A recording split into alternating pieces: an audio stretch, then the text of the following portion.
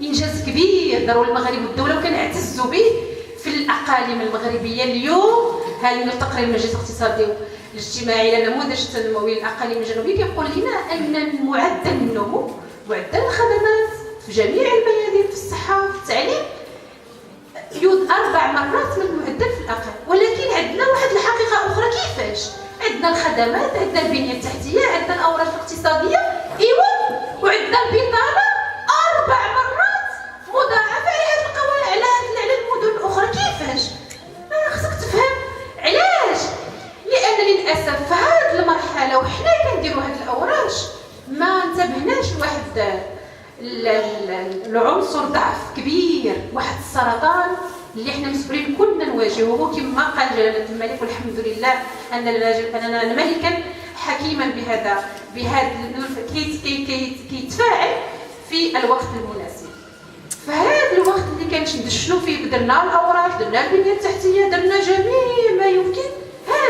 هذا المواطن المغربي بالاقاليم الصحراويه ما قدرناش ننسجوا ليه واحد العلاقه مع الاسمات، ما قدرناش نسجوا واحد العلاقه بينه وبين هذيك الاوراق الاقتصاديه. هذه الاولى. وعلاش؟ لان هذه الاوراق الاقتصاديه قلنا ودي لاسباب ولظروف حنا كنتفهموها، لان كان واحد المشروع ديال الوجود، كان مشروع قائم وحنا كنعتزوا به انه حنا نجحنا فيه، ولكن باقي اعرج. هذا المشروع ديال الوجود عطيناه لواحد النخبه من الاعيان، واحد النخبه سياسيه شاخت واستبدت، لان الانسان طبيعي عنده نزوع الى الاستبداد.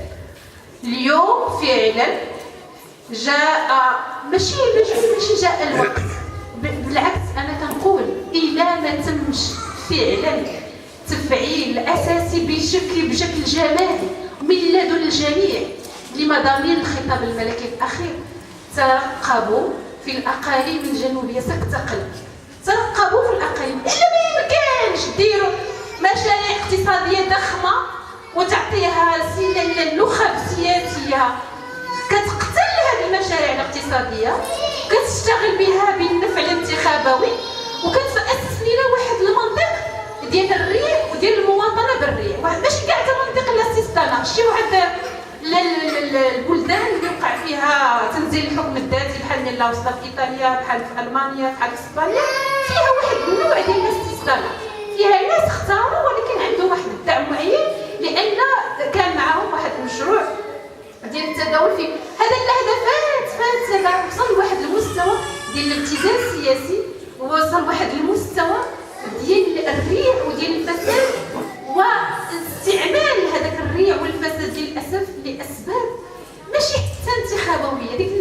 هذاك الحزب اللي يستعمل غير يافطه باش كتكون للاسف الشديد الاستفادات الشخصيه. اليوم نحن سعيدين ان القرار الملكي حدد مواقف وكشف حقائق ووقف ودار خارطه الطريق. اذا نحن مسؤولين، وما عمركم عندكم تقولوا لا راه الدوله هي اللي خصها دير بوحدها. انا عارف قلت الدوله عندها مسؤوليه، ولكن حنا كلنا مسؤولين كذلك. اننا هذه المساله الثانيه. المساله الثالثه هو اننا في هذا السياق السياسي المتميز فعلا الحكومه المغربيه فتحت اوراق كبيره مهمه، وانا غنبدا